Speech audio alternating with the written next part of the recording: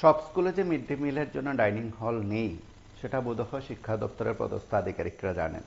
নতুন করে বলার অপেক্ষা নেই এই যে মিড ডে মিল নিয়ে যতই বড় বড় কথা বলা হোক, পরিকাঠামোর অভাব প্রায় স্কুলে রয়েছে।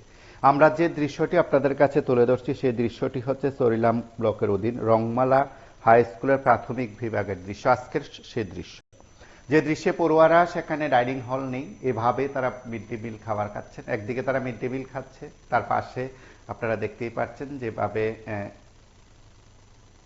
দৌড়ঝাঁপ শুরু করেছে পড়ুয়ারা। তাদের জন্য বিশেষ কোনো ব্যবস্থা নেই। হাঁস মুরগি এসে মিড ডে মিলের খাবার খাওয়ার চেষ্টা করে, কুকুর এগিয়ে আসে বলে ছাত্রছাত্রীরা নিজেরাই জানালেন এবং বাধ্য হয়ে স্কুলের প্রধান শিক্ষক ডাইনিং হলের দাবি করেছেন সংবাদ মাধ্যমের মুখোমুখি হয়ে।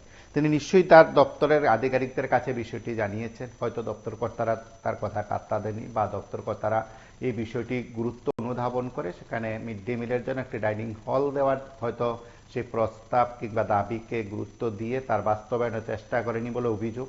তার পাশাপাশি সেখানে সে স্কুলের প্রধান শিক্ষক সংবাদ মাধ্যমের মুখোমুখি হয়ে একটি ডাইনিং হলের দাবি করেছেন এবং সে রংমালা হাই স্কুলের প্রাথমিক বিভাগের পড়ুয়াদের জন্য যে মিড ডে মিলের ডাইনিং হলের প্রয়োজন রয়েছে সেই দৃশ্য দেখি সেটা স্পষ্ট বোঝা যায়। যে স্কুলের বারান্দা আছে সে বারান্দায় সেখানে বসে তারা মিড ডে মিলের খাবার খায় এবং তার পাশাপাশি যেহেতু স্কুলের বাউন্ডারি নেই, বিস্তীর্ণ জায়গায় সেখানে খোলা রয়েছে, সেদিক থেকে পাশের বাড়ির থেকে আসা মুরগি হাঁস এই মিড ডে মিল খাওয়ার চেষ্টা করে। পড়ুয়াদেরও তাই বক্তব্য এবং কুকুর চলে আসে দিব্যি খাওয়ার সময়। এ নিয়ে পড়ুয়াদের মধ্যে একটা আতঙ্ক যেমন দেখা দিয়েছে, খুদ শিক্ষক শিক্ষিকারাও বিষয়গুলো নিয়ে এখন বাধ্য হয়ে সংবাদ মাধ্যমের মুখোমুখি হচ্ছেন, সংবাদ মাধ্যমের মুখোমুখি হয়ে কথাগুলো বলছেন।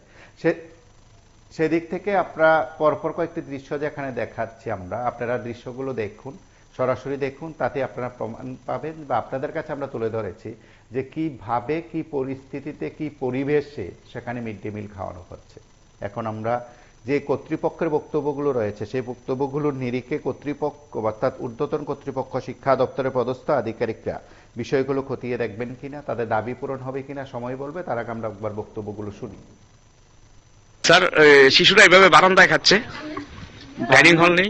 ডাইনিং হল নাই তো, ডাইনিং হল না থাকাতে আমরা এইভাবে খাওয়াইতে আসছি। ডাইনিং হল ফেলে আমরা আরো সুন্দরভাবে খাওয়াইতে পারতাম। অনেক সময় ঝড় বৃষ্টি রোদ্র অসুবিধা হয় না বাচ্চারা? তখন ভিতরে ক্লাসের পরে ঝড় বৃষ্টি ভিতরে খাওয়ায়। এটা কোন স্কুল? Rangmala high school.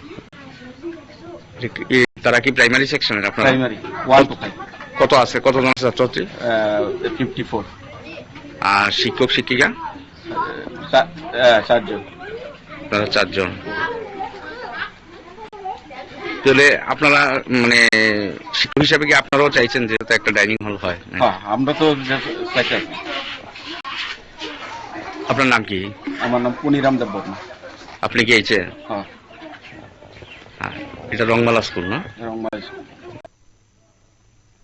আপনারা শুনলেন সে স্কুলের কর্তৃপক্ষের এসএমের কি বক্তব্য। তার পাশাপাশি অন্যান্য শিক্ষকরাও সেই বিষয়গুলো উত্থাপন করেছেন যে সুন্দর পরিবেশে মিড ডে মিল খাওয়ানো উচিত বা যে নির্মল পরিবেশে মিড ডে মিল খাওয়ানো উচিত, সেই কথা যারা মুখে বলেন বাস্তবের ক্ষেত্রে কোথাও কোথাও বোধহয় তার ঘাটতি রয়েছে। শিক্ষা দপ্তরের আধিকারিকরা সংশ্লিষ্টরা যদি বিষয়গুলো দেখেন এবং তথাকথিত যারা জনদরদী এবং জনজাতি দরদির কথা বলছেন, যারা সমাজসেবী হিসাবে পরিচয় দিচ্ছেন, যারা কাজকর্মকে রাজ্যে এগিয়ে নিয়ে যাওয়ার মন্ত্র হিসাবে যারা নিজেদেরকে যুক্ত রাখার কথা বলছেন, তাদের নজরে যদি বিষয়গুলো পড়ে হয়তো এই স্কুলের এই অবস্থার পরিবর্তন হতে পারে। আপনারা সঙ্গে থাকুন, দেখতে থাকুন POE 24।